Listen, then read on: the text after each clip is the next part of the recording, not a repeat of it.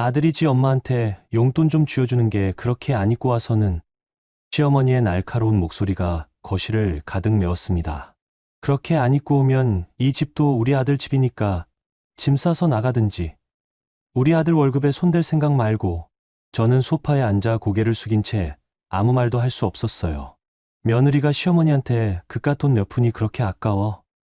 그 돈 몇 푼은 바로 남편의 월급 700만 원이었죠. 어머니, 저희도 살아야 해요. 살아야 해. 남편 효도도 못하게 호로자식 만들면서. 제 목소리는 점점 작아졌고 남편은 옆에 앉아 고개만 숙이고 있었습니다. 13년 결혼 생활에서 한 번도 제 편이 되어준 적 없는 남편의 모습이 너무 서글프고 제 모습이 정말 한심스럽고 굴욕적이었죠. 정말 나가겠어요. 제 입에서는 저도 모르게 이 말이 조용히 흘러나왔어요. 시어머니와 남편은 잠깐 놀란 표정을 지었다가 지까짓게 라는 한심한 표정으로 저를 쳐다봤습니다. 그저 빈말이라고 생각했던 거죠. 하지만 그들은 정말 상상도 못했어요. 제가 그날 새벽에 작은 캐리어 하나만 들고 정말로 집을 나갈 줄은, 그리고 울릉도를 향하는 배에 몸을 실을 만한 사람이었는지를요. 이제 그날의 이야기를 들려드릴게요. 여러분의 구독, 좋아요는 더 많은 사연을 만드는 힘이 됩니다. 안녕하세요. 저는 박진숙이에요. 올해 41살이고요. 대구에 있는 종합병원에서 16년째 간호사로 일하고 있습니다. 제가 오늘 들려드릴 이야기는 작년 겨울에 일어난 일이에요. 지금 생각해도 가슴이 답답해지는 그런 밤의 기억입니다. 그때의 일들을 하나하나 돌이켜보면 제가 어떻게 그런 상황을 그렇게 오래 견뎠는지 스스로도 신기해요. 그날은 12월 25일이었어요. 월급날이었죠. 병원에서 오후 6시에 퇴근하고 지하철을 타고 집으로 향했습니다. 평소와 다를 게 없는 하루였거든요. 그런데 그날이 제 인생에서 가장 중요한 전환점이 될 줄은 몰랐어요. 아파트 엘리베이터에서 13층 버튼을 누르면서 저는 오늘 월급 들어온 걸로 밀린 공과금 정리하고 내일은 마트에 가서 장도 봐야겠다고 생각했어요. 16년 동안 매달 반복해온 일상이었거든요. 그런데 집 앞에 도착해서 현관문을 열었을 때 바닥에 빨간 봉투들이 여러 개 놓여 있더라고요. 전기요금 독촉장, 가스요금 독촉장, 관리비 독촉장, 심지어 인터넷 요금 독촉장까지 있었어요. 저는 그 봉투들을 하나하나 집어들면서 이상하다는 생각이 들었습니다. 여보, 다녀왔어요. 제가 현관에서 인사를 했는데 거실에서 대답이 들려왔어요. 남편은 소파에 앉아서 텔레비전을 보고 있었습니다. 뉴스가 나오고 있었는데 경제 관련 뉴스더라고요. 아이러니하게도 말이에요. 여보, 이거 뭐예요? 제가 독촉장들을 남편 앞에 놓으면서 물었어요. 남편은 텔레비전 화면을 보면서 건성으로 대답했습니다. 아, 그거 좀 밀렸나 보네. 내일 처리할게. 밀렸다고요? 오늘이 월급날인데 왜 이렇게 독촉장이 많이 왔어요? 제가 다시 물어봤지만 남편은 여전히 텔레비전 쪽을 보고 있었어요. 그 모습을 보니까 뭔가 불안한 기분이 들었습니다. 저는 가방을 방에 두고 부엌으로 가서 물 한 잔을 마셨어요. 그러고 나서 휴대폰을 꺼내서 은행 앱을 켰습니다. 제 통장 잔액을 확인해 보려고 했거든요. 스마트폰 화면에 숫자가 떴을 때 저는 순간 숨이 멎는 것 같았어요. 7만 3천 원. 월급날에 7만 원이라니요. 제 월급은 350만 원 정도 되는데 카드값하고 공과금 자동이체 빠지고 나면 그래도 150만 원에서 200만 원은 남아야 했거든요. 그런데 7만 원이라니 이게 말이 되나 싶었어요. 저는 다시 한번 확인해 봤어요. 혹시 제가 잘못 본 건 아닌지 해서요. 하지만 숫자는 똑같았습니다. 7만 3천 원. 여보, 여보. 제가 거실로 나가면서 남편을 불렀어요. 목소리가 조금 떨렸는데 당황스러웠거든요. 왜 그래? 남편이 그제야 텔레비전 리모컨으로 소리를 줄였어요. 우리 통장에 돈이 왜 이렇게 없어요? 오늘 월급날인데 7만 원밖에 없어요. 어? 그래? 이상하네. 남편이 자기 휴대폰을 꺼내더라고요. 저는 옆에서 지켜봤는데 남편 통장도 비슷한 상황이었어요. 50몇만 원 정도 있더라고요. 여보, 월급은 어디 갔어요? 분명히 오늘 들어왔을 텐데. 아, 그게. 남편이 말을 흐렸어요. 그 순간 제 머릿속에 불길한 생각이 스쳤습니다. 혹시 또 시어머니한테 보낸 건 아닌지 하는 생각이요. 혹시 또 어머니한테 보내신 거예요? 제가 조심스럽게 물어봤어요. 사실 지난달에도 비슷한 일이 있었거든요. 시어머니가 병원비가 필요하다고 해서 남편이 월급 대부분을 보낸 적이 있었어요. 어머니가 요즘 병원비가 많이 나와서 무릎 수술하시고 약값도 비싸고 그래서 이번 달만이요? 제가 되묻자 남편은 대답을 피했어요. 저는 냉장고 쪽으로 걸어갔습니다. 저녁을 준비해야 한다는 생각에서였는데 냉장고 문을 열어보고 또 한 번 충격을 받았어요. 김치통 하나, 계란 3개, 우유팩 반 개, 시든 상추 몇 장이 전부였거든요. 이게 월급날 저녁의 냉장고 상태라니 뭔가 심각하게 잘못되었다는 생각이 들었어요. 12월 겨울밤, 냉장고 안에 차가운 바람이 제 얼굴을 스쳤습니다. 그 순간 지난 몇 달 동안의 기억들이 머릿속을 스쳐 지나갔어요. 여보, 이번 달만이 아니잖아요. 제가 냉장고 문을 닫으면서 말했어요. 지난달도, 그전 달도. 언제부터 이런 식이었죠? 남편은 대답하지 않고 다시 텔레비전 쪽으로 고개를 돌렸어요. 저는 부엌 서랍을 열어서 제가 늘 써오던 가계부를 꺼냈습니다. 가계부를 펼쳐놓고 지난 몇 달간의 기록을 살펴봤어요. 10월, 11월, 12월. 석 달 동안 남편 월급은 한 번도 생활비로 들어오지 않았더라고요. 아니, 더 정확히 말하면 7월부터였어요. 6개월. 반년 동안 저 혼자서 집안 모든 비용을 감당해왔던 거였습니다. 제 월급으로 전기료, 가스료, 관리비, 식비, 통신비, 심지어 남편 용돈까지 다 처리하고 있었던 거예요. 여보, 이게 말이 돼요? 제 목소리가 떨렸어요. 화가 나서가 아니라 허탈해서 그랬죠. 16년 동안 성실하게 일해왔는데 제 월급만으로는 두 사람이 살기가 이렇게 빠듯할 줄 몰랐거든요. 어머니가 아프시잖아. 병원비가 얼마나 나오는지 알아? 무릎 수술만 해도 몇백만 원씩 들어가는데. 남편이 조금 목소리를 높였어요. 그런데 그 말투에서 뭔가 방어적인 느낌이 났습니다. 마치 자기가 잘못한 걸 알고 있지만 인정하기 싫어하는 것 같았어요. 그렇다면 저희는 어떻게 살라는 거예요? 전기료, 가스료, 관리비, 식비, 교통비. 이 모든 걸 제 월급만으로 감당하라고요? 그렇게 힘들면 네가 어머니한테 직접 가서 얘기해봐. 남편의 말에 제가 순간 말을 잃었어요. 시어머니한테 직접 가서 아들 월급 좀 그만 가져가세요라고 말하라는 뜻이었거든요. 그런 말을 며느리가 어떻게 할 수 있겠어요. 그때 제 휴대폰이 울렸어요. 모르는 번호였는데 받아보니 카드회사에서 온 전화였어요. 안녕하세요. 박진숙 고객님이시죠? 이번 달 카드값 연체가 발생해서 연락드렸습니다. 연체료가 추가로 발생하니 빠른 시일 내에 납부 부탁드려요. 전화를 끊고 나서 저는 거실 소파에 털썩 주저앉았습니다. 남편은 다시 텔레비전을 켰고 개그 프로그램에서 웃음소리가 나왔어요. 그 웃음소리가 지금 우리 집 상황과 너무 대조적이어서 더 서글펐습니다. 창밖을 봤어요. 12월 밤하늘에는 별이 몇 개 보였고 아래층에서는 가족들의 웃음소리가 들려왔어요. 아마 크리스마스 준비를 하고 있는 것 같았죠. 아이들 목소리도 들리고 뭔가 따뜻한 분위기였어요. 그런데 저희 집은 어떤가요? 냉장고는 텅 비었고 독촉장은 쌓여있고 남편은 문제의식조차 없어 보였어요. 제가 16년 동안 쌓아온 안정적인 일상이 어느 순간부터 이렇게 무너져 내리고 있었던 거예요. 그날 밤 침대에 누워서 천장을 바라보면서 생각했어요.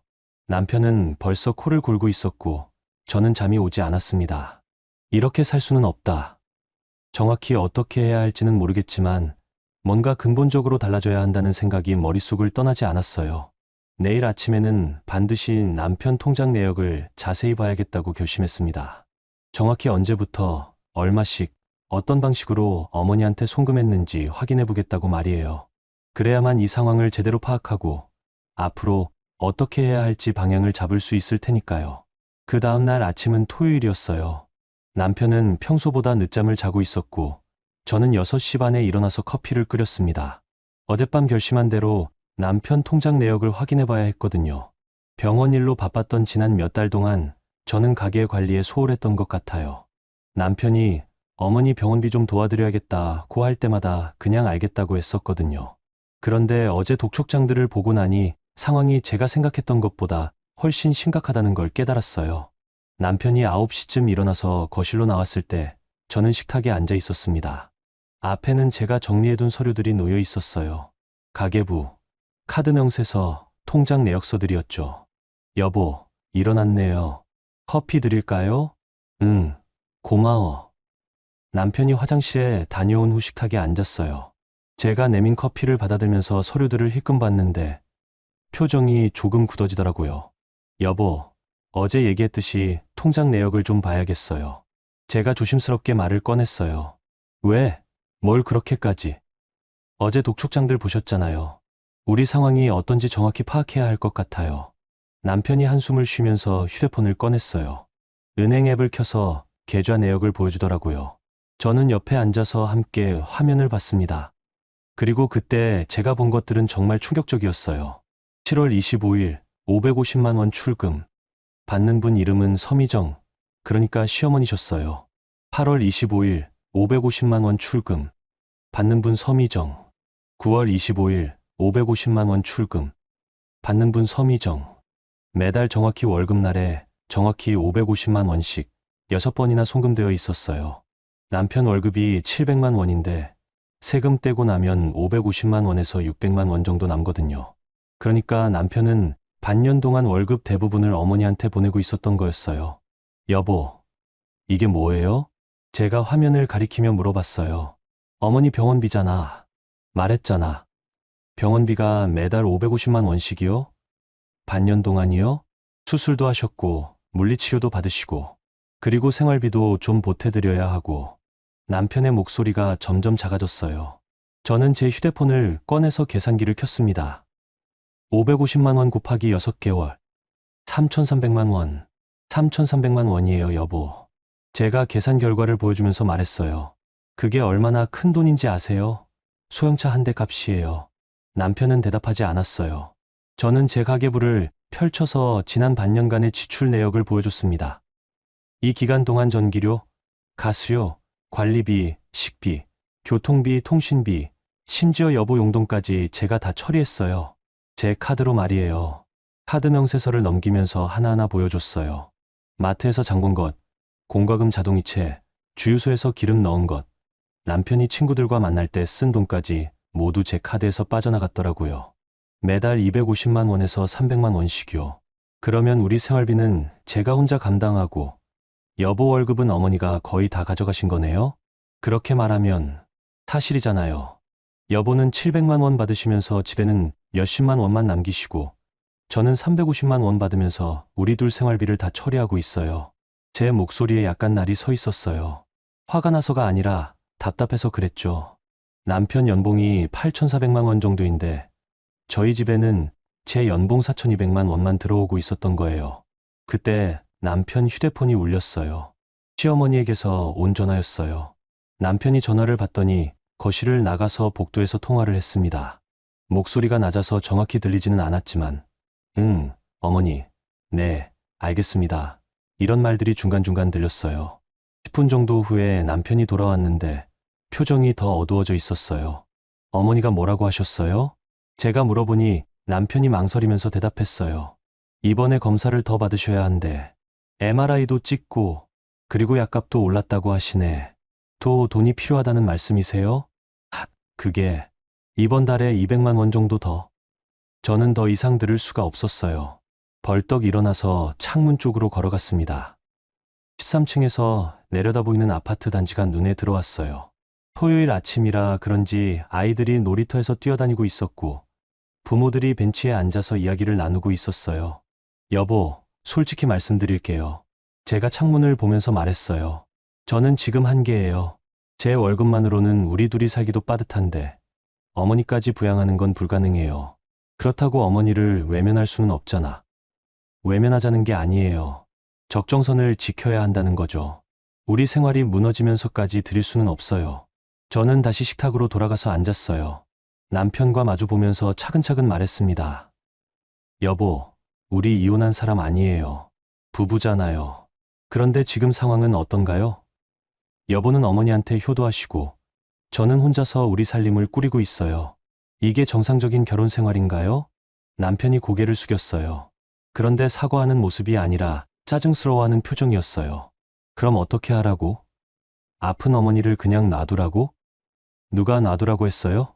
적당히 하자는 거죠. 월급 대부분이 아니라 일부만 우리 형편에 맞게 도와드리자고요.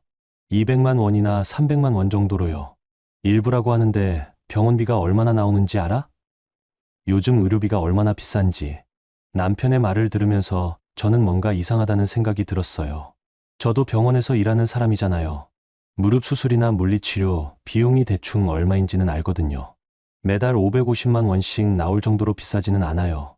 수술비 전체를 합쳐도 그 정도는 안 나와요. 여보, 어머니 정확히 어디서 치료받고 계세요? 어떤 병원이요? 어, 왜? 병원비가 그렇게 많이 나온다니까 궁금해서요.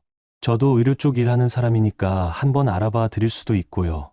건강보험 적용되는 치료인지도 확인해 보고요. 남편이 머뭇거렸어요. 그 모습을 보니 뭔가 숨기는 게 있다는 생각이 들었습니다. 그냥 집 근처 병원에서 굳이 네가 알아볼 필요는 없어. 그때 남편 휴대폰으로 카카오톡 메시지가 왔어요. 화면이 켜지면서 메시지 일부가 보였는데 어머니한테서 온 거였어요. 이번 주말에 백화점 가자라는 내용이었거든요. 병원비로 매달 550만 원을 받으시는 분이 백화점에 가자고요. 게다가 그 밑에 이전 메시지들도 보였는데 마사지 받으러 갈까? 미용실 예약했어. 이런 내용들이더라고요. 저는 그 순간 모든 게 이해됐어요. 어머니의 병원비가 아니라 그냥 생활비, 아니 용돈이었던 거예요. 남편이 어머니한테 매달 용돈을 드리고 있었던 거였죠. 그것도 월 500만 원이 넘는 거에 그려.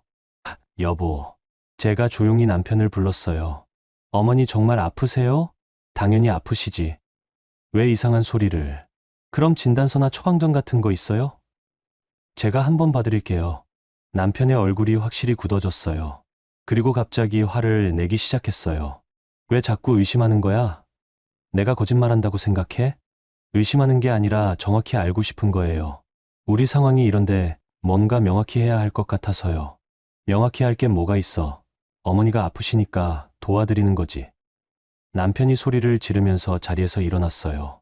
그리고 방으로 들어가면서 문을 쾅 닫아버렸습니다. 저는 혼자 거실에 앉아서 통장 내역을 다시 봤어요. 매달 정확히 같은 날, 정확히 같은 금액, 550만 원씩. 이렇게 규칙적일 수가 있을까요? 진짜 병원비라면 매달 금액이 다를 텐데 말이에요. 그때 제 휴대폰이 울렸어요. 병원 동료 수간호사 언니에게서 온 전화였어요. 진수가, 오늘 오후에 시간 있어. 커피 한잔 할까? 네, 언니. 나가겠어요. 저는 집을 나가고 싶었어요. 남편과 더 이상 이야기해봐도 소용없을 것 같았거든요. 그리고 이 상황을 누군가와 상의해보고 싶었어요. 옷을 갈아입으면서 생각했어요. 반년 동안 제가 얼마나 순진했는지 깨닫게 되었어요. 남편은 어머니 병원비라고 하면서 사실은 그냥 거액의 용돈을 드리고 있었고, 우리 집 모든 생활비 부담이 저에게 떨어졌던 거였어요. 현관문을 나서면서 저는 마음속으로 결심했습니다. 더 이상 이런 식으로는 살 수 없다고. 뭔가 근본적인 변화가 필요하다고 말이에요. 그 주 월요일 저녁 병원에서 퇴근하고 집에 들어서는데 현관에 구두 한 켤레가 더 놓여 있었어요. 여성용 구두였는데 제 것도 아니고 남편이 신을 수도 없는 거였죠. 순간 가슴이 철렁 내려앉았어요. 다녀왔습니다. 제가 인사를 하니까 거실에서 대답이 들려왔어요. 남편 목소리가 아니라 시어머니 목소리였어요. 어머니, 언제 오셨어요? 제가 거실로 들어가니 시어머니가 소파에 앉아 계셨어요. 앞 테이블에는 반찬통들이 여러 개 놓여 있었고 남편은 그 옆에서 반찬을 먹고 있었습니다. 아, 진수가 반찬 좀 가져왔어. 규현이가 요즘 살이 빠진 것 같더라. 시어머니가 제게 말씀하시면서 저를 위아래로 훑어보셨어요. 그 시선에서 뭔가 날카로운 느낌이 났습니다. 감사합니다. 그런데 어떻게 들어오셨어요? 저희가 집에 없었는데. 아, 열쇠. 규현이가 줬어. 그 팔 때 쓰라고. 제가 남편을 바라봤어요. 남편은 고개를 숙이고 반찬만 먹고 있었어요. 언제 어머니한테 열쇠를 드린 건지, 왜 저한테는 말씀 안 하신 건지 물어보고 싶었지만 시어머니 앞에서는 할 수 없었어요. 진수가, 앉아. 할 말이 있어. 시어머니가 소파를 톡톡 치면서 말씀하셨어요. 저는 어쩔 수 없이 앉았습니다. 요즘 규현이가 스트레스를 많이 받는 것 같더라. 혹시 집에서 무슨 일 있었어? 아, 그런 건 아니고요. 제가 대답하려는데 시어머니가 손을 들어 제지하셨어요. 아니야, 분명 뭔가 있을 거야. 규현이가 어제 전화해서 한숨만 쉬더라고. 진숙이 너 때문인 것 같은데, 저 때문에요? 하, 응. 돈 때문에 자꾸 잔소리하고 그러면 남편이 스트레스 받잖아. 남자는 원래 가족을 위해서 일하는 건데, 그걸 이해 못하면 어떡해. 시어머니의 말에 제가 순간 말문이 막혔어요. 지난 주말에 남편과 나눈 대화를 어머니한테 다 말씀드렸나 보더라고요. 어머니, 그게 아니라. 뭐가 아니야? 규현이가 나한테 효도하는 게 잘못된 거야? 시어머니의 목소리가 조금 날카로워졌어요. 효도가 잘못됐다는 게 아니라 우리 형편도 고려해 주셨으면 해서요. 형편, 너희 둘 다 돈 벌잖아. 형편이 어떻게 안 된다는 거야? 저 혼자서 생활비를 다 감당하고 있어서요. 여보 월급은 거의 다 어머니한테 가고, 그게 당연한 거 아냐? 부모 봉양이 자식 도리지. 시어머니가 단호하게 말씀하셨어요. 그러면서 테이블 위에 반찬통을 정리하기 시작하셨어요. 그리고 진수가 네가 간호사면 돈 좀 벌잖아. 생활비 정도는 네가 감당할 수 있을 거야.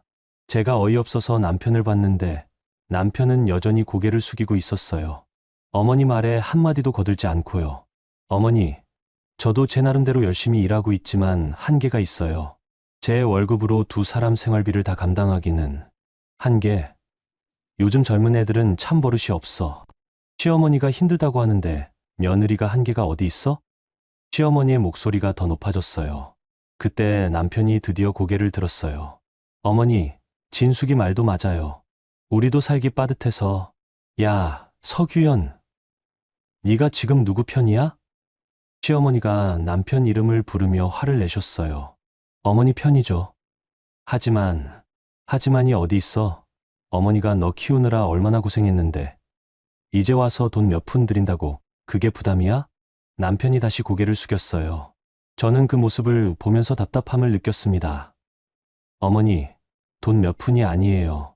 반년 동안 3,300만 원이에요. 제가 조심스럽게 말씀드렸어요. 3,300만 원이 뭐가 많아? 요즘 세상에 그 돈으로 뭘 할 수 있다고? 시어머니가 코웃음을 치셨어요. 그 돈이면 저희는 1년 넘게 살 수 있어요. 전 그 정도면 충분히 많은 돈이라고 생각해요. 그러게 네가 너무 짠 거야. 돈은 쓸 때 써야지. 그렇게 아끼기만 하면 재미없게 살잖아.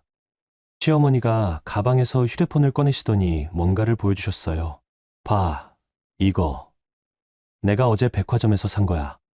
마사지 의자도 하나 주문했고, 화면에는 비싼 브랜드 가방과 화장품들이 보였어요. 가격표를 보니 가방 하나가 200만 원이 넘더라고요. 아들이 효도해주는 돈으로 이런 거 사면 안 돼. 규현이도 내가 좋은 거 쓰는 걸 보면 뿌듯해. 저는 그 순간 모든 걸 이해했어요. 시어머니는 아들 월급으로 명품을 사고 계시고 그게 당연하다고 생각하고 계신 거였어요. 어머니, 그런데 저희는 정말 힘들어요.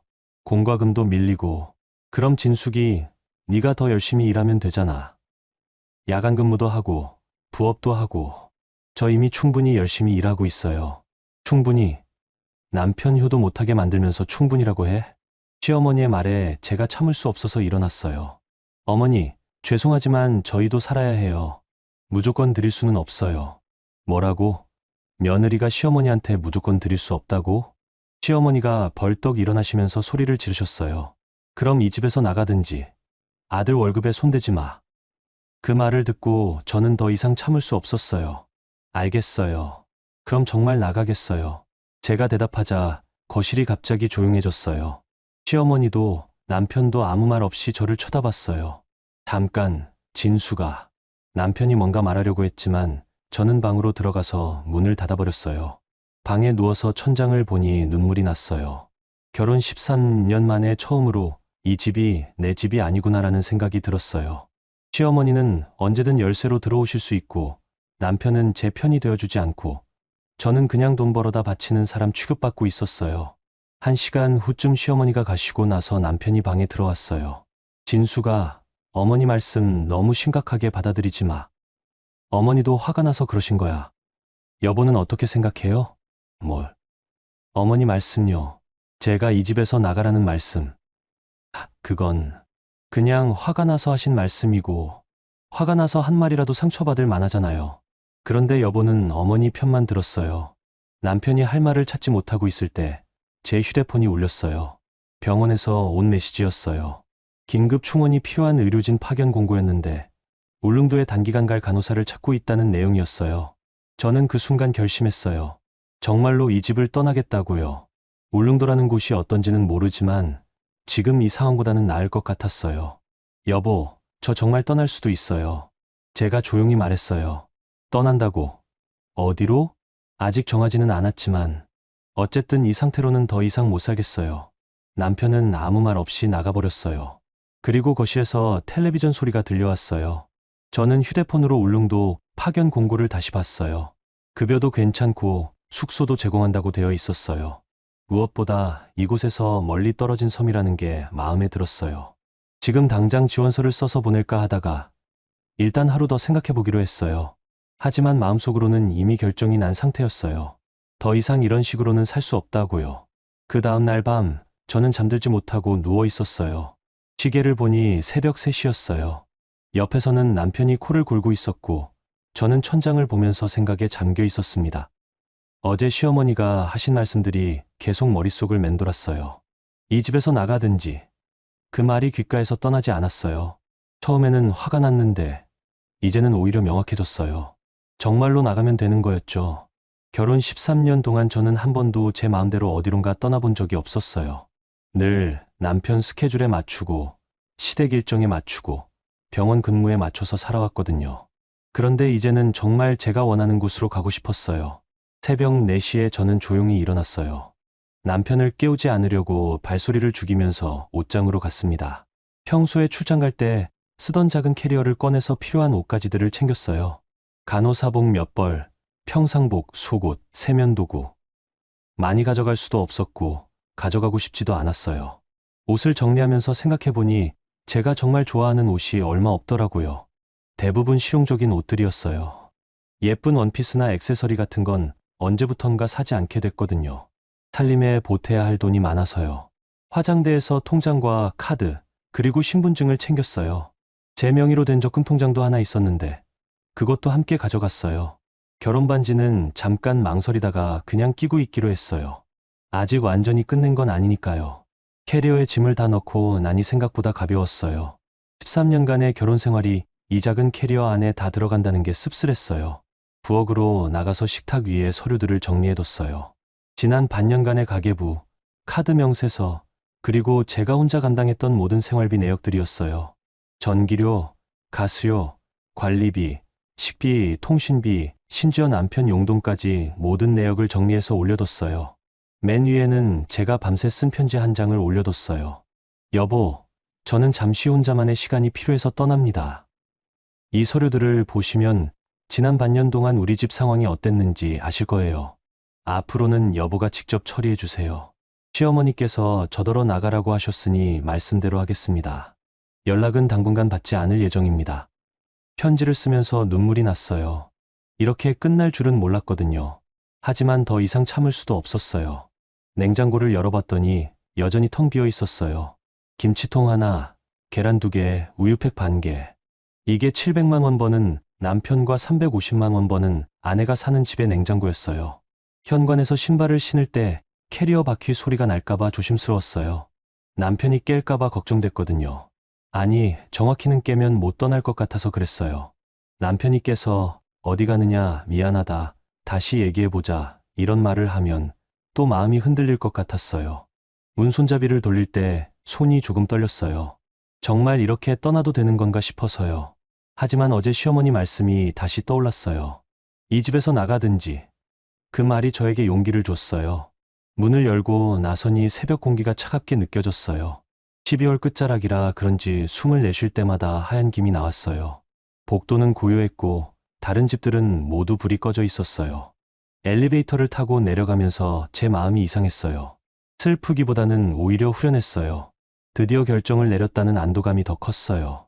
13년 만에 처음으로 저 혼자 결정한 일이었거든요. 아파트 로비를 지나면서 경비 아저씨와 눈이 마주쳤어요. 아저씨가 고개를 끄덕이시며 인사해 주셨는데 이른 시간이라 조금 의아해하시는 것 같았어요. 아파트 단지를 나서니 찬바람이 얼굴을 스쳤어요. 평소 같으면 추워서 다시 들어가고 싶었을 텐데 그날은 그런 바람도 상쾌하게 느껴졌어요. 택시를 잡기 위해 큰 길로 나갔어요. 새벽이라 택시가 많지 않았는데 10분 정도 기다리니까 빈 택시 하나가 지나갔어요. 손을 흔들어서 세웠어요. 어디 가세요? 동대구역까지 가주세요. 기사님이 백미러로 저를 봤어요. 이른 시간에 캐리어를 끌고 나온 제 모습이 궁금하셨나 봐요. 이른 출발이네요. 출장이세요? 네, 비슷한 거예요. 기사님과 더 이상 대화하고 싶지 않아서 창밖을 봤어요. 새벽 5시에 대구 시내는 고요했어요. 가끔 새벽 배송 트럭들이 지나가고 24시간 편의점들만 불이 켜져 있었어요. 지나가는 풍경들을 보면서 생각했어요. 저 건물들, 저 도로들과 함께 13년을 살았는데 이제 떠나는구나 싶었어요. 언제 다시 돌아올지도 모르는 길이었어요. 동대구역에 도착했을 때는 5시 반이었어요. 역사 안은 생각보다 사람들이 많았어요. 새벽 기차를 타려는 사람들, 야간 근무 마치고 집으로 가는 사람들이 오가고 있었어요. KTX 표를 끊으러 가는데 포항까지 가는 첫 차가 6시 40분이더라고요. 1시간 정도 기다려야 했어요. 표를 끊고 대기실에 앉아서 휴대폰을 봤는데 아직 아무 연락도 오지 않았어요. 남편은 아마 아직 자고 있을 거예요. 대기실에서 커피 한 잔 사서 마시면서 울릉도 관련 정보를 찾아봤어요. 인터넷으로 검색해보니 울릉도는 생각보다 큰 섬이었어요. 인구가 10,000명 정도 되고 의료시설도 있다고 나와 있었어요. 특히 겨울철에는 배가 자주 결항된다는 정보가 눈에 띄었어요. 파도가 높으면 며칠씩 못 들어간다고 하더라고요. 오히려 잘 됐다고 생각했어요. 연락 두절되는 게 지금으로서는 더 좋았거든요. KTX에 올라타서 자리에 앉으니 정말 떠나는구나 하는 실감이 났어요. 창밖으로 스쳐 지나가는 풍경들을 보면서 지난 13년을 돌아봤어요. 결혼 초기에는 행복했었어요. 남편도 저를 아껴줬고 시어머니와도 큰 마찰 없이 지냈었거든요. 그런데 언제부턴가 모든 게 달라졌어요. 제가 돈을 버는 게 당연해졌고 시어머니 요구사항들도 점점 많아졌어요. 남편 월급이 오르면서 오히려 상황이 더 나빠졌어요. 돈을 많이 버니까 어머니한테 더 많이 드려야 한다고 생각하시는 것 같았어요. 저는 제자리 걸음인데 시어머니 용돈은 계속 늘어났어요. 기차가 경상북도 시골을 지나가면서 산과 들이 보였어요. 아직 겨울이라 나무들은 잎이 없었지만 뭔가 시원한 느낌이 들었어요. 포항역에 도착했을 때는 오전 9시쯤이었어요. 역에서 나오니 바다, 냄새가 살짝 났어요. 포항항으로 가는 버스를 탔는데 바다가 보이기 시작하니 마음이 조금 편해지더라고요. 버스 안에서 울릉도 파견 관련 이메일을 다시 확인해 봤어요. 어제 밤늦게 지원서를 보냈는데 아직 답이 없었어요. 급하게 사람을 구한다고 했으니까 연락이 올 거라고 믿었어요. 포항항은 생각보다 복잡했어요. 여러 선착장이 있었는데 울릉도로 가는 데는 따로 있었어요. 매표소를 찾아가는데 사람들이 많더라고요. 관광객들도 있고 짐을 많이 가져온 사람들도 있었어요. 매표소에서 표를 사려고 하는데 직원분이 걱정스러운 표정으로 말씀하시더라고요. 오늘 오후 2시 배에 있는데 내일 모레까지 파도가 높아서 결항될 수도 있어요. 괜찮으세요? 며칠 못 나올 수도 있거든요. 네, 괜찮아요. 오히려 잘 됐다고 생각했어요. 배가 끊기면 연락도 안 되고 돌아오기도 어려우니까요. 배표를 끊고 대기실에서 기다리는데 휴대폰이 울리기 시작했어요. 남편에게서 온 전화였어요. 아마 제가 없어진 걸 발견했나 보더라고요. 전화를 받지 않았어요. 곧바로 문자가 왔어요. 진수가 어디 갔어? 집에 없네. 연락해. 그 다음에는 연달아 전화가 왔어요. 남편, 시어머니, 남편, 시어머니. 번갈아 가면서 계속 걸려왔어요. 저는 휴대폰을 무음으로 돌리고 가방 안에 넣어뒀어요. 대기실에서 점심으로 김밥을 사 먹었어요. 오랜만에 혼자 먹는 식사였는데 외롭기보다는 평화로웠어요. 아무도 제 식사에 대해 뭐라 하지 않고 제가 먹고 싶은 걸 먹을 수 있었어요. 점심시간이 되자 배에 탈 수 있었어요. 울릉도까지는 3시간 반 정도 걸린다고 했어요. 배에 오르면서 뒤돌아보니 포항항이 점점 멀어지고 있었어요. 배가 항구를 벗어나자 파도가 조금 거칠어졌어요. 멀미가 날까봐 걱정했는데 다행히 괜찮았어요. 갑판에 나가서 바닷바람을 맞으니 정말 시원했어요. 바다 위에서 바람이 불어왔어요. 조금 차가웠지만 상쾌했어요. 13년 만에 처음으로 제 마음대로 어딘가로 떠나는 거였어요. 배 안에서 울릉도 파편 관련 이메일을 확인해 봤어요. 그런데 답장이 와 있었어요. 오전 11시에 온 메일이었는데 포항에서 배를 기다리느라 못 봤나 봐요. 박진숙 간호사님, 지원서 검토 결과 내일 오전에 면접 보시고 바로 근무 시작 가능합니다. 급한 상황이라 빠른 답변 부탁드립니다. 숙소는 의료원에서 제공 가능합니다.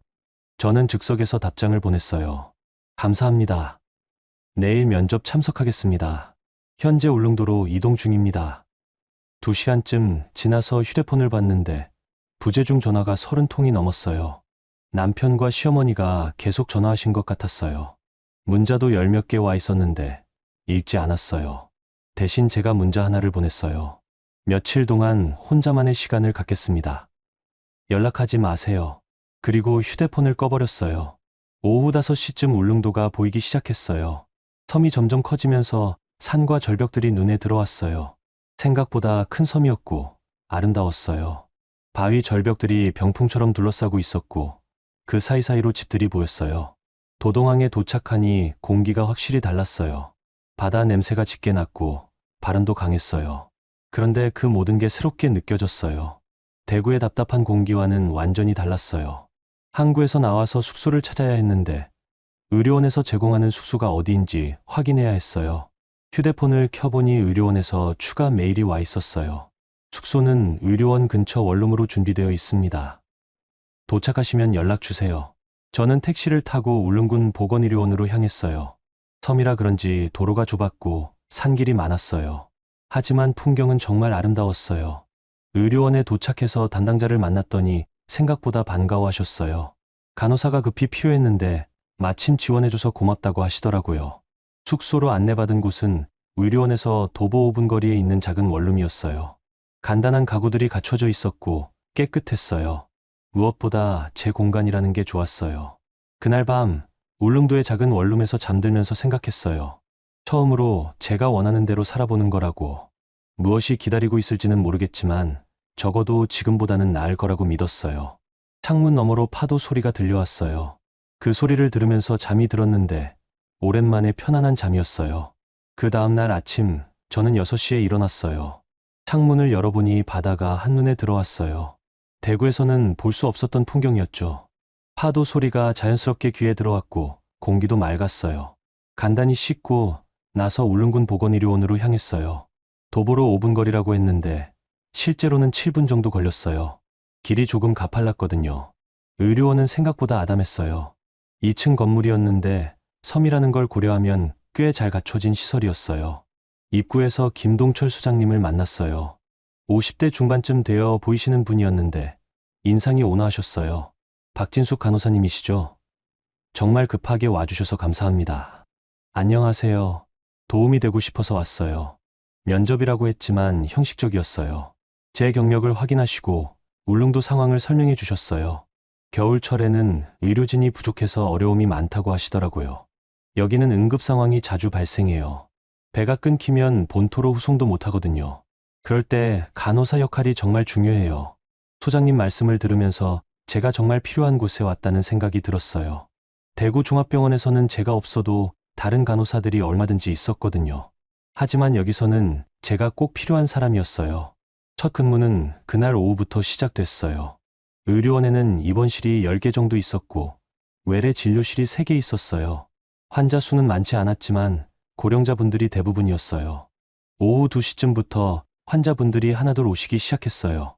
당뇨로 정기검진 받으러 오신 할아버지, 관절염 때문에 물리치료 받으러 오신 할머니들이었어요. 모든 분들이 저를 신기하게 보셨어요. 새로 온 간호사님이구나. 어디서 오셨어요? 대구에서 왔어요. 아이고, 그 먼 곳에서 고생하셨겠어요. 선분들의 말투는 정겨웠어요. 서로 다 아는 사이인 것 같았고 저한테도 친근하게 대해주셨어요. 대구 병원에서는 환자와 간호사 사이에 어느 정도 거리가 있었는데 여기서는 가족 같은 느낌이었어요. 저녁 7시쯤 응급 상황이 발생했어요. 북면에서 12살 아이가 고열과 호흡곤란으로 실려온 거예요. 아이 이름은 소연이었어요. 선생님, 애가 갑자기 열이 확 올랐어요. 숨도 가빠하고. 소연이 할머니가 울먹이면서 말씀하셨어요. 소연이는 의식은 있었지만 얼굴이 빨갛게 달아올라 있었어요. 체온을 재보니 39도 8이었어요. 소장님이 진찰을 하시는 동안 저는 소연이 옆에서 지켰어요. 아이가 자꾸 보채면서 울려고 했는데 제가 손을 잡아주니까 조금 진정됐어요. 소연아, 괜찮아. 이모가 옆에 있으니까 걱정하지 마. 소연이가 제 손을 꼭 잡으면서 고개를 끄덕였어요. 그 모습이 너무 안쓰러웠어요. 검사 결과 급성 기관지염이었어요. 심각한 상황은 아니었지만 열이 너무 높아서 입원 관찰이 필요했어요. 그런데 문제는 밤에 돌볼 간호사가 부족하다는 거였어요. 제가 밤새 지키겠어요. 제가 자원했어요. 사실 첫날이라 좀 무리할 수도 있었지만 아이를 혼자 둘 수는 없었어요. 밤 10시쯤 소연이 할머니가 집으로 가시고 의료원에는 저와 소연이만 남았어요. 소연이는 여전히 열이 있었지만 조금씩 나아지고 있었어요. 이모, 목 마르다. 그래? 물 줄까? 제가 물을 떠다 주니까 소연이가 조금씩 마셨어요. 그러면서 저한테 물어봤어요. 이모는 어디서 왔어요? 대구라는 곳에서 왔어. 육지에 있는 큰 도시야. 거기서 왜 여기까지 왔어요? 순간 대답이 막혔어요. 뭐라고 설명해야 할지 모르겠더라고요. 소연이 같은 아이들을 도와주려고 왔어. 소연이가 웃었어요. 아픈데도 밝게 웃더라고요. 이모 진짜 친해요. 우리 엄마 같아요. 그 말을 듣고 제 가슴이 뜨끔했어요. 소연이 엄마는 어디 계신지 궁금했지만 묻지 않았어요. 새벽 2시쯤 소연이 열이 많이 내렸어요. 37도 5까지 떨어졌거든요. 호흡도 안정됐고 잠도 잘 잤어요. 저는 옆 의자에 앉아서 소연이를 지켜봤어요. 아이의 고른 숨소리를 들으면서 생각했어요. 대구에서 저는 뭘 하고 살았을까 싶었어요. 남편 뒷바라지, 시어머니 눈치 보기, 집안일. 정작 제가 좋아하는 일, 보람 있는 일은 언제 했었나 싶었어요. 간호사가 된 이유가 뭐였는지 다시 생각해봤어요. 23세 간호사가 됐을 때 저는 정말 사람들을 돕고 싶어 했어요. 아픈 사람을 돌보는 일이 좋았고 보람 있었어요. 그런데 언제부턴가 그냥 돈 벌기 위한 일이 되어버렸어요. 새벽 5시쯤 소연이가 깼어요. 열도 거의 다 떨어지고 얼굴빛도 좋아졌어요. 이모, 밤새 여기 있었어요? 응. 소연이가 아프니까 옆에 있었어.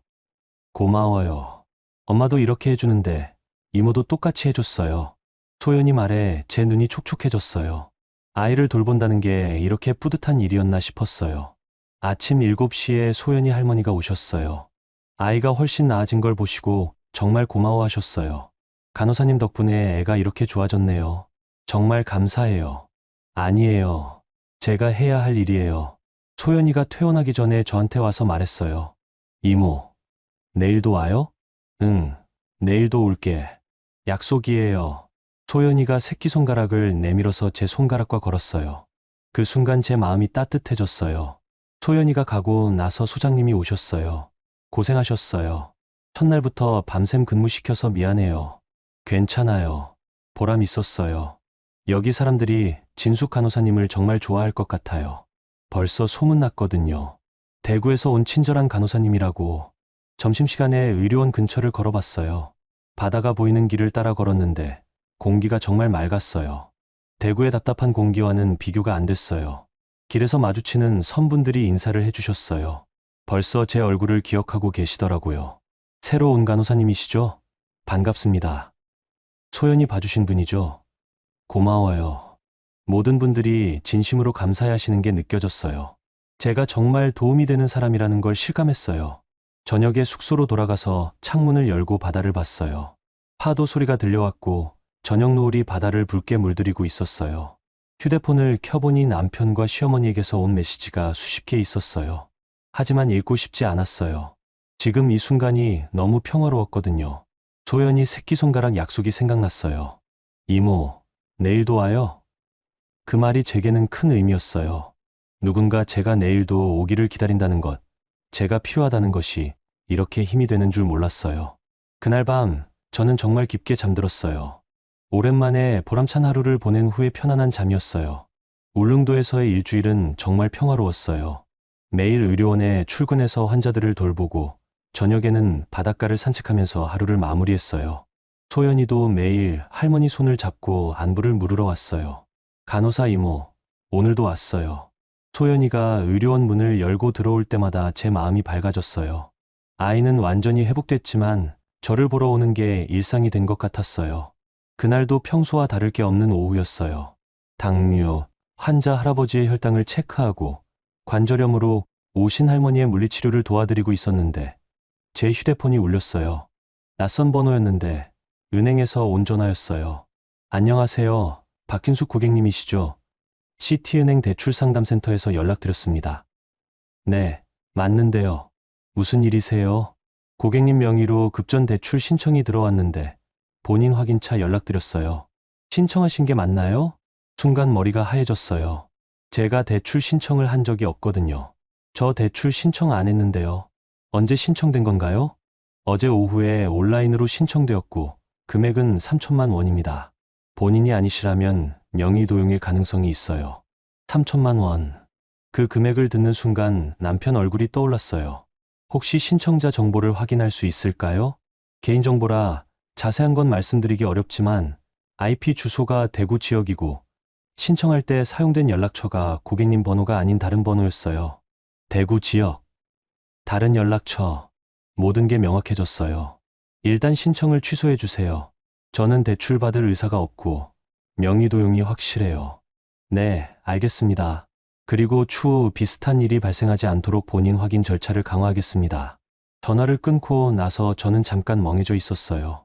남편이 제 명의로 몰래 대출을 받으려고 했다는 게 믿어지지 않았어요. 그때 휴대폰이 또 울렸어요. 이번에는 시어머니에게서 온 전화였어요. 받기 쉬웠지만 뭔가 심상치 않은 느낌이 들어서 받았어요. 진수가, 당장 들어와. 시어머니의 목소리가 화가 나 있었어요. 어머니, 무슨 일이세요? 무슨 일이냐고. 네가 집을 나간 바람에 우리 규현이가 얼마나 힘들어하는지 알아? 그건 무슨 그건이야. 남편 두고 어디서 뭘 하고 있는 거야? 당장 돌아와서 사과해.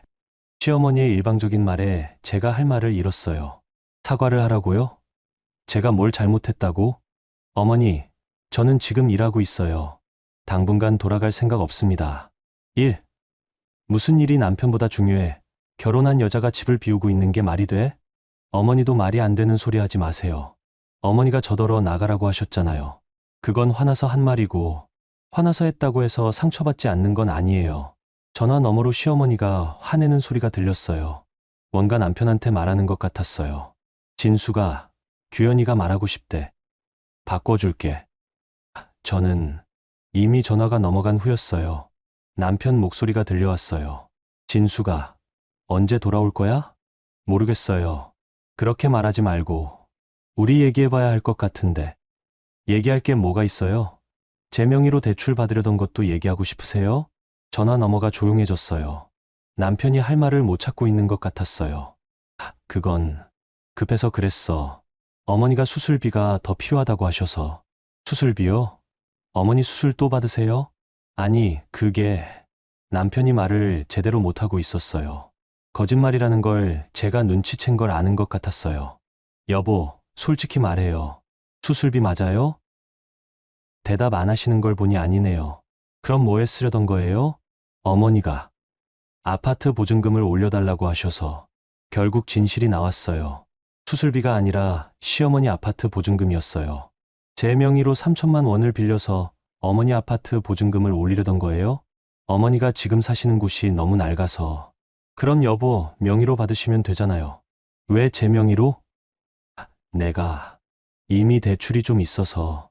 그 말을 듣고 저는 더 이상 참을 수 없었어요. 여보, 저한테 허락도 안 받고 제 명의 함부로 쓰는 게 범죄라는 거 아세요? 범죄라니, 그렇게까지 할 일이에요. 부부라고 해서 상대방 명의를 마음대로 쓸 수 있는 건 아니거든요. 전화가 다시 시어머니한테 넘어갔어요. 진수가, 네가 너무하는 거 아니야? 아들이 어머니 위해서 하는 일인데. 어머니, 저도 한계가 있어요. 더 이상 못하겠어요. 못하겠다고? 그럼 정말 이혼할 거야? 이혼이라는 말을 들으니 마음이 정리됐어요. 그래요. 이혼이 답인 것 같았어요. 네, 그럴 수도 있어요. 뭐라고? 진짜 이혼하겠다고? 생각해 보겠어요. 전화를 끊어버렸어요.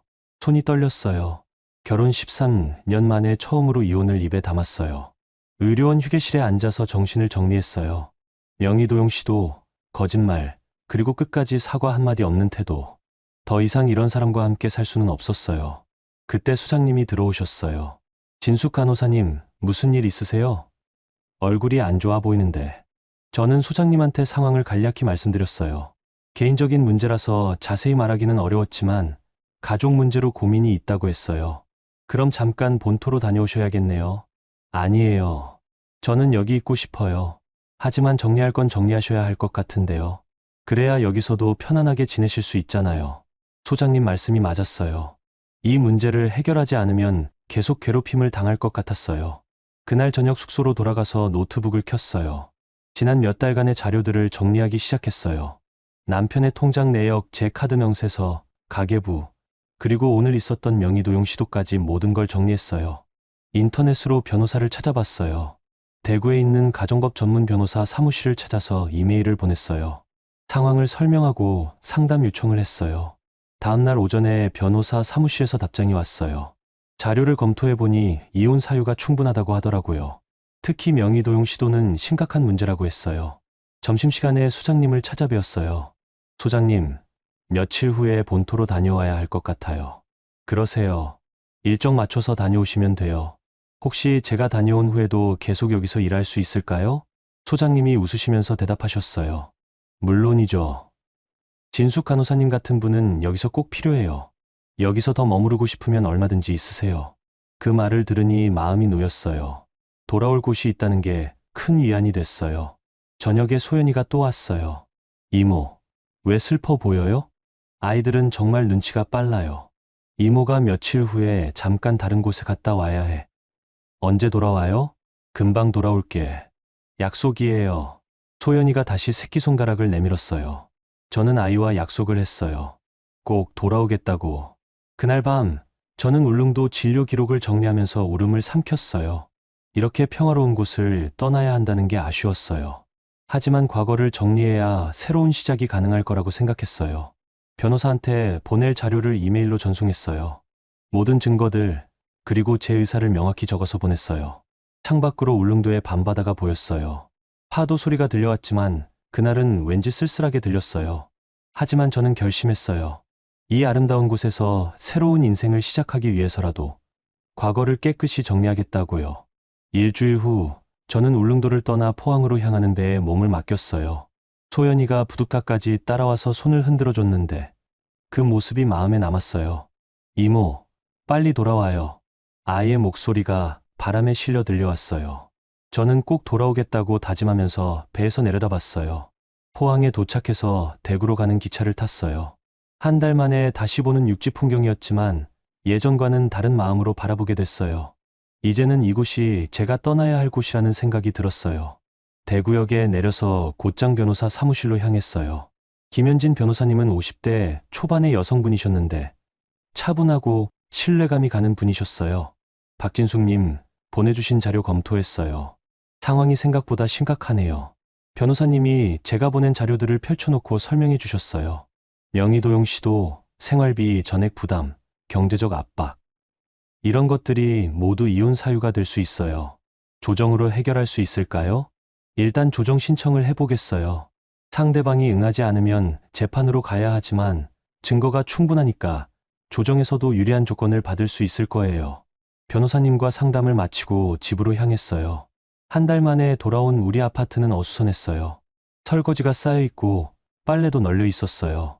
남편은 회사에 가고 없었고 저는 혼자서 짐을 정리했어요. 제가 가져갈 물건들을 골라내는 작업이었는데 생각보다 가져가고 싶은 게 많지 않더라고요. 저녁에 남편이 퇴근했어요. 제가 집에 있는 걸 보고 놀라는 표정이었어요. 진수가, 언제 왔어? 이제 집에 있을 거야? 아니에요. 정리할 게 있어서 잠깐 온 거예요. 제가 차갑게 대답하자 남편의 표정이 굳어졌어요. 정리할 게 뭐야? 이혼 조정 신청했어요. 다음 주에 가정법원에서 조정받을 예정이에요. 남편이 소파에 털썩 앉았어요. 실감이 안 나는 것 같았어요. 진짜 이혼하려고 그냥 화가 나서 하는 소리 아니야? 진심이에요. 제가 단호하게 말하자 남편이 당황했어요. 그럼 어머니는 뭐라고 하셨어? 어머니한테는 말씀 안 드렸어요.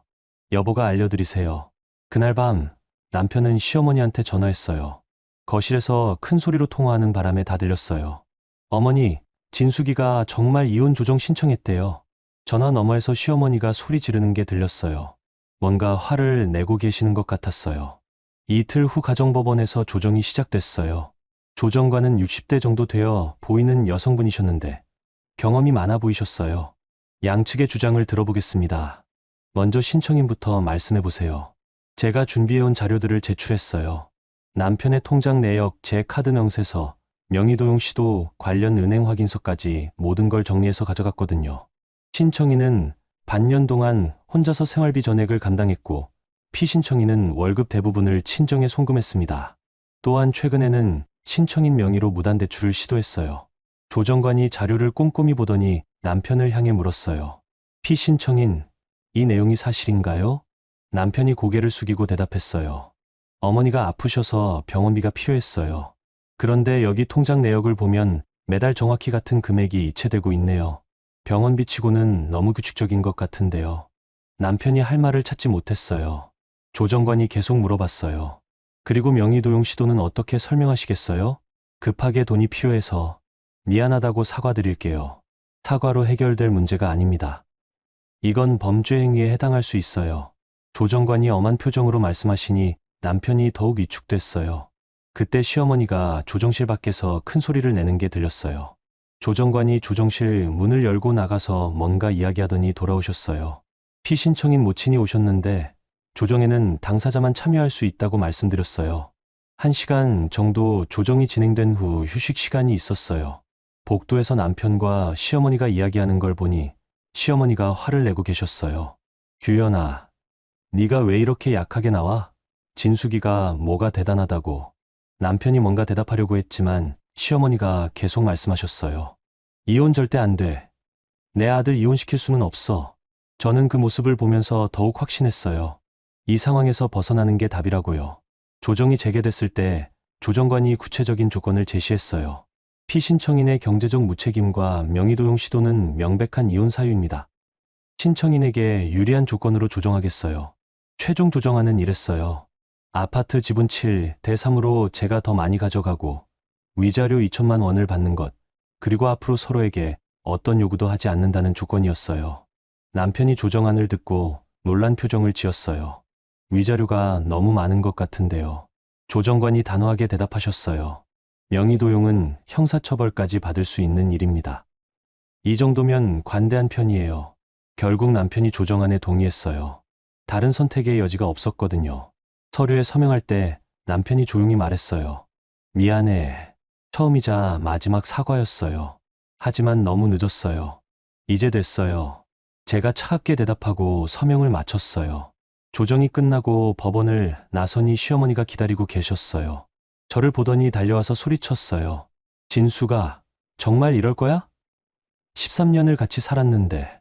어머니, 저는 더 이상 어머니 며느리가 아니에요. 규현이 없으면 넌 뭐야? 나이도 이제 40인데 어디 가서 살 거야? 시어머니의 말에 저는 웃음이 나왔어요.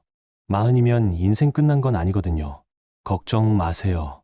저는 제 힘으로 살아갈 수 있어요. 네가 뭘 할 수 있다고. 결혼도 못하고 혼자 늙어갈 거야. 그래도 지금보다는 나을 거예요. 저는 더 이상 상대하지 않고 법원을 떠났어요. 뒤에서 시어머니가 뭔가 소리치는 게 들렸지만 돌아보지 않았어요. 그날 저녁 저는 아파트에서 마지막 밤을 보냈어요. 남편은 어머니 집에 가고 없었어요. 혼자 있으니까 오히려 편했어요. 다음 날 이사를 마치고 새로운 원룸으로 이사했어요. 작은 집이었지만 제 이름으로 된 집이었어요. 울릉도로 돌아가기 전까지 잠깐 머물 곳이었죠. 짐을 정리하면서 결혼반지를 빼서 서랍에 넣어뒀어요. 13년의 결혼 생활이 이렇게 끝나는구나 싶었어요. 그날 밤 저는 울릉도 소장님한테 전화했어요. 소장님, 일이 다 정리됐어요. 언제 돌아가도 될까요? 언제든지 오세요. 기다리고 있겠어요. 전화를 끊고 창밖을 봤어요. 대구의 밤 풍경이 보였는데 이제는 남의 도시 같았어요. 내일부터는 정말 새로운 인생이 시작되는 거였어요. 무섭기도 하고 설레기도 했어요. 하지만 확신했어요. 지금보다는 분명 나을 거라고요. 일주일 후 저는 다시 포항항에서 울릉도로 향하는 배에 몸을 맡겼어요. 이번에는 돌아갈 집이 있다는 확신이 있었어요. 제 선택으로 떠나는 길이었거든요. 배가 울릉도에 가까워질 때쯤 도동항이 보이기 시작했어요. 한 달 전과 똑같은 풍경이었지만 제 마음은 완전히 달랐어요. 이제는 정말 자유로웠거든요. 부두에 내리니 소연이가 할머니 손을 잡고 기다리고 있었어요. 저를 보자마자 달려와서 안겼어요. 이모, 정말 돌아왔어요. 응, 약속했잖아. 소연이를 안으면서 제 마음이 따뜻해졌어요. 누군가 제 귀환을 기다린다는 게 이렇게 행복한 일인 줄 몰랐어요. 이모, 이제 계속 여기 있을 거예요? 그럴 계획이야. 소연이가 환하게 웃었어요. 그 웃음을 보니 제가 올바른 선택을 했다는 확신이 들었어요. 의료원으로 돌아가니 소장님을 비롯한 직원분들이 반갑게 맞아주셨어요. 진숙 간호사님, 일이 잘 해결되셨나요? 네, 모든 게 정리됐어요. 그럼 이제 마음 편히 일하실 수 있겠네요. 소장님의 말씀에 고개를 끄덕였어요. 정말 마음이 편했어요. 그날부터 저는 완전히 새로운 일상을 시작했어요. 아침에 일어나면 바다를 보고, 의료원에 출근해서 환자들을 돌보고, 저녁에는 소연이와 함께 시간을 보냈어요. 울릉도 생활이 2달째 접어들 무렵, 제게 특별한 제안이 왔어요.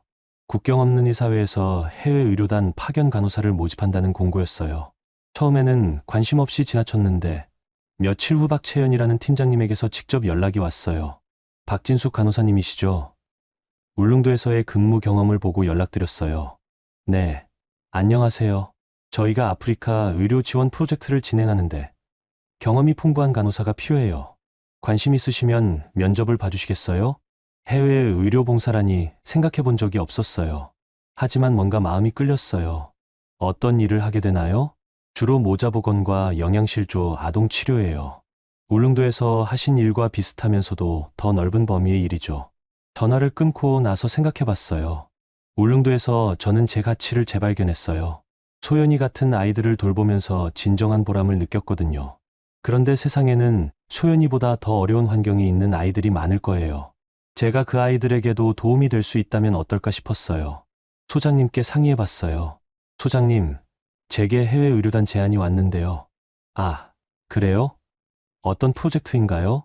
상황을 설명해 드리니 소장님이 웃으시며 말씀하셨어요. 진숙 간호사님 같은 분이라면 분명 잘하실 거예요. 가보세요. 여기는 어떻게 해요? 걱정 마세요. 저희도 이제 인력이 어느 정도 확보됐어요.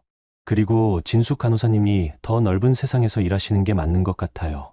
소장님의 격려에 용기가 났어요. 가장 어려운 건 소연이한테 말하는 일이었어요.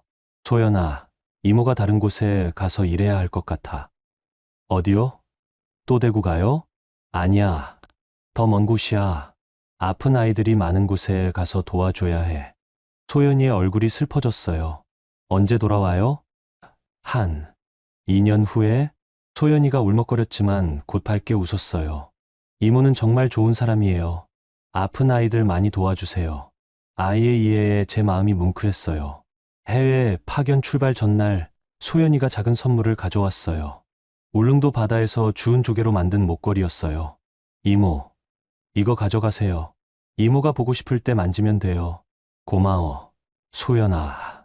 조개 목걸이를 목에 걸고 보니 정말 예뻤어요. 울릉도의 바다 냄새가 나는 것 같았어요.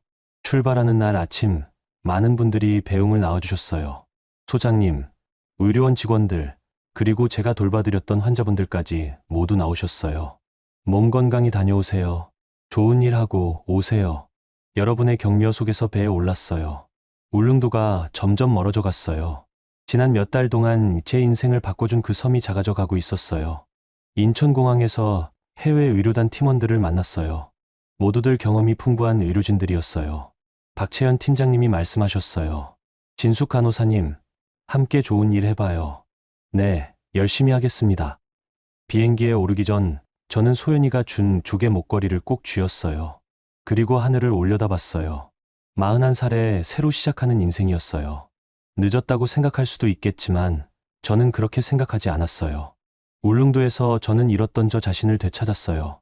그리고 이제는 더 넓은 세상에서 제가 할 수 있는 일을 찾아 나서는 거였어요. 비행기 창문으로 보이는 구름들을 보면서 생각했어요. 인생은 내가 포기하지 않는 한 끝나지 않는다. 어떤 나이든 어떤 상황이든 새로운 시작은 가능하다는 걸 저는 배웠어요. 이제는 제가 선택하는 삶을 살 거예요. 누군가의 기대가 아니라 제 마음이 이끄는 대로 제가 진짜 하고 싶은 일을 하면서 말이에요. 비행기가 이륙하면서 한국이 멀어져 갔어요. 하지만 저는 전혀 두렵지 않았어요. 새로운 세상이 저를 기다리고 있으니까요. 진숙 씨의 이야기는 우리 모든 여성들에게 전하는 희망의 메시지입니다. 40이든 60이든 언제든 새로운 시작은 가능해요. 나이는 그저 숫자일 뿐이고 진정한 용기는 포기하지 않는 마음에서 나옵니다. 여러분도 자신만의 울릉도를 찾아 용감하게 떠나보세요. 인생은 우리가 포기하지 않는 한 결코 끝나지 않으니까요. 오늘 영상이 작은 위로가 되셨다면 지금 구독 눌러보세요. 매일매일 더 재미있고 감동적인 이야기가 찾아옵니다. 댓글로 여러분의 이야기도 들려주시고 오늘도 행복한 하루 되세요.